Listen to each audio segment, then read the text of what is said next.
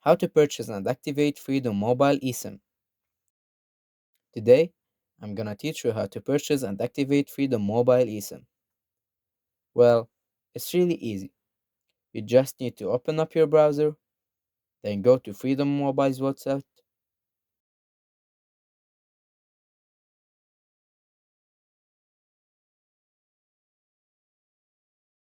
Here, you will be ready to make your eSIM. Just need to have two valid government IDs. Click on the mobile menu, then click on SIM activation.